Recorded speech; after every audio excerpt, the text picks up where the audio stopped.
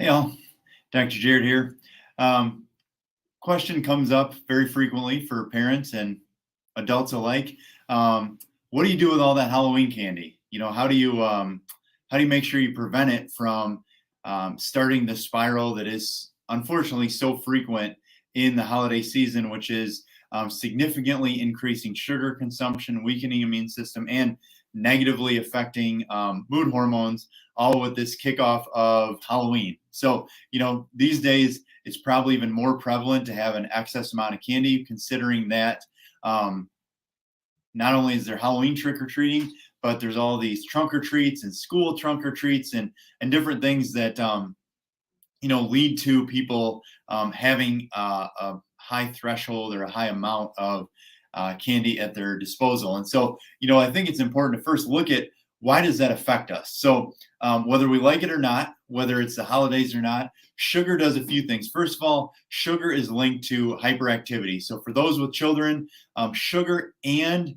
the dyes and colorings and preservatives that are in many of them are linked to hyperactivity disorder, ADD symptoms, and ADHD symptoms, lack of ability to focus or control behavior, which of course frequently ends up with children on drugs that can be very hard on their growth and development and mental abilities, and all the things that we never want to have to do as parents. And one way to avoid that is to minimize or avoid putting those chemicals or those sugars into the body. But even more than that, that kind of stuff weakens your immune system. It also negatively affects your mood. So, as you may or may not know, sugar, high doses of simple sugar are directly linked to a severe decrease in serotonin in the bloodstream, therefore making people either depressed or anxious more frequently. So, you think about the holidays, they're supposed to be this like calm and blissful and reflective time.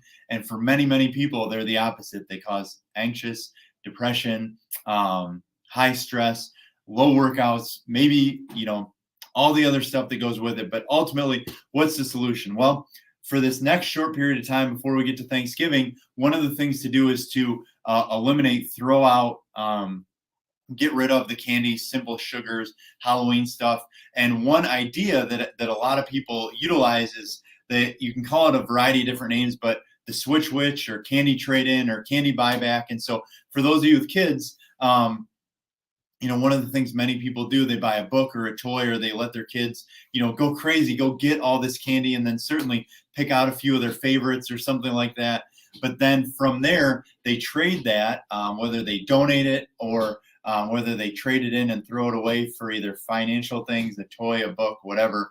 At the office here, if that's not something you're planning on doing at home, we're happy to help you with it. In fact, we want this to be such a great opportunity that for kids that are active clients, if they bring in their candy, we're offering $1 per half pound. So $2 a pound, $1 per half pound.